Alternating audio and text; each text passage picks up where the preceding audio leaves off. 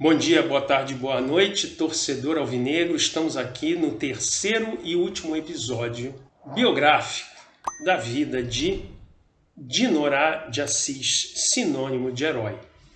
Você que ainda não acompanhou o primeiro e o segundo episódio, um dos dois, eu convido que vocês primeiro escutem, vejam esses episódios para nos acompanhar na sequência. E para você que chegou até aqui, vamos continuar. Bem, relembrando, o finalzinho do segundo episódio foi o confronto, literalmente, a bala, entre Euclides da Cunha e os irmãos Dinorah e Dilermando. Na verdade, Dinorah nem empunhou uma arma, mas Dinorah que foi atingido, Dilermando que foi atingido, porém ambos sobreviveram, e Dilermando com 3 tiros matou o notável imortal da Academia Brasileira de Letras, o escritor Euclides da Cunha. Bem, agora vamos entrar na parte final da biografia do nosso querido Dinorah, partindo desta tragédia, né? Bem, incrivelmente, e aí vocês veem que quando eu me referi no começo do primeiro episódio sobre a herança genética de saúde privilegiada, tanto dele quanto do seu irmão Dilermando, vocês vejam que ambos tomaram tiros, sobreviveram, e olha só que coisa incrível. Após ser baleado, o Dinorah entra em campo contra o Fluminense no jogo de 22 de agosto de 1909, com uma bala cravada na espinha. Esse jogo nós inclusive perdemos de 2-1. Nosso gol foi feito por Gilberto Jaime, mas Dinorah alinhou como titular, jogou como zagueiro, ainda estava com a ferida da bala que pegou de raspão e estava com uma bala cravada na espinha. Bem, numa combinação que eu só posso chamar de incrível de persistência, físico privilegiado, talento, amor próprio, garra, tudo que vocês possam imaginar, Dinorah continuou sendo um jogador importantíssimo para nós. No resto da campanha de 1909 e o ano inteiro de 1910, sendo campeão carioca, e aí eu lembro de vocês daquela foto que a gente viu no começo do primeiro episódio. Então Dinorah foi sim um dos protagonistas e responsáveis pelo nosso apelido de Glorioso, pelas goleadas implacáveis. Ele estava em campo em todas elas. Então que carreira foi essa do Dinorah no nosso Botafogo? Ele atuou em 26 jogos pelo nosso clube entre maio de 1909 e julho de 1911. Como disse, é um dos responsáveis pelo nosso apelido Glorioso. Participou de várias goleadas seguidas e implacáveis impostas aos nossos adversários. Alinhou no famoso jogo de 30 de maio de 1909, Botafogo 24, Mangueira 0. E apesar de atuar como zagueiro, tinha um talento incrível para jogar futebol. E no jogo, ele nesses 26 jogos que ele disputou com o nosso clube, ele como zagueiro, ele fez 9 gols.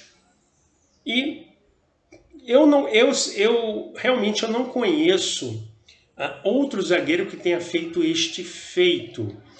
No jogo de 11 de julho de 1909, onde nós ganhamos de 13-0 do Adoc Lobo, estava cada vez mais se configurando glorioso. Nesse jogo de 3-0, Dinorah, zagueiro, marcou 6 gols nesse jogo. Eu realmente não conheço na história do futebol algum zagueiro que tenha marcado 6 gols num único jogo, né? Bem, mesmo após esse episódio horrível, essa tragédia, ele continuou realmente sendo um elemento importante, um jogador titular, atuando com maestria. Ele ainda fez, por exemplo, 2 gols ainda no jogo de 5 de junho de 1910, um jogo que nós ganhamos de 9-1 contra o Riachuelo.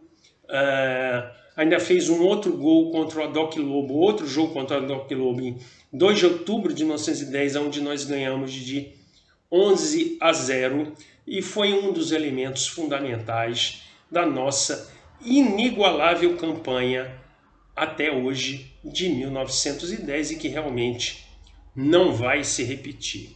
Em 1911, após 3 jogos, ele começou a ficar debilitado e não controlar muito os seus movimentos. Não se esqueçam, ele continuava com uma bala cravada na espinha. Então, ele pediu para atuar como goleiro em alguns jogos e encerrou a sua carreira em 23 de julho de 1911, atuando como goleiro num jogo contra o Americano de São Paulo. Existia um time que disputava o Campeonato Paulista chamado Americano.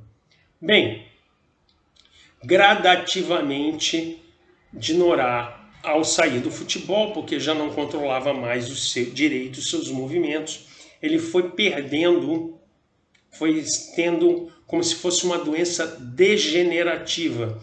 Ele foi perdendo os movimentos do corpo e aí rapidamente ele teve que ficar numa cadeira de rodas, começou a ficar muito revoltado.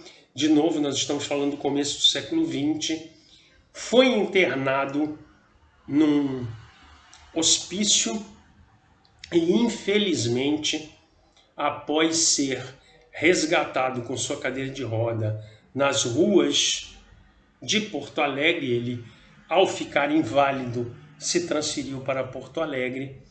Ele se suicida, se jogando nas águas do rio Guaíba, em Porto Alegre, em 21 de novembro de 1921.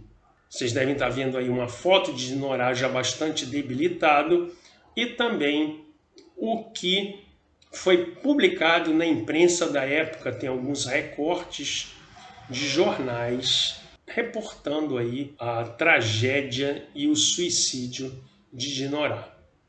Bem, uma história final triste, infelizmente, mas agora, chegando ao final do terceiro e último episódio da carreira desse grande Dinorá, eu tenho que render uma homenagem a ele, né?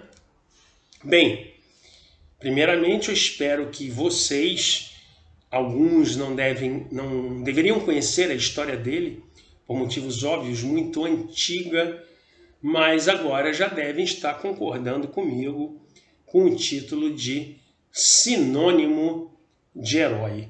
Dinorá, sem dúvida, é um personagem emblemático que compõe a nossa galeria de ídolos. Eu, pessoalmente, acho muito estranho que ele não tenha um lugar muito especial, até naquelas faixas que a gente coloca no estádio dos ídolos, no muro dos ídolos. Eu sei que os registros da época são raros, de difícil comprovação, fica mais complicado, mas ao conhecer a história dele, não é possível que a gente não renda as devidas homenagens. Em nome de toda a torcida alvinegra, Dinorá, onde você estiver, eu agradeço a você. Você é um dos responsáveis de nós sermos conhecidos como gloriosos até hoje, tá? E se eu pudesse entrevistá-lo, eu gostaria de saber aonde você conseguiu tanta coragem e tanta fibra. Eu não sei se era a disciplina militar, a saúde privilegiada, a paixão pelo futebol, amor pelo Botafogo, companheiros de time, a vida. Eu acho que certamente é uma mistura um pouco de tudo isso. Ídolo, você merece ser considerado, sim, mas herói, eu digo orgulhosamente que nenhum outro clube de futebol no mundo teve um herói como nós tivemos. Você que está me ouvindo acha que eu estou exagerando, quer contestar?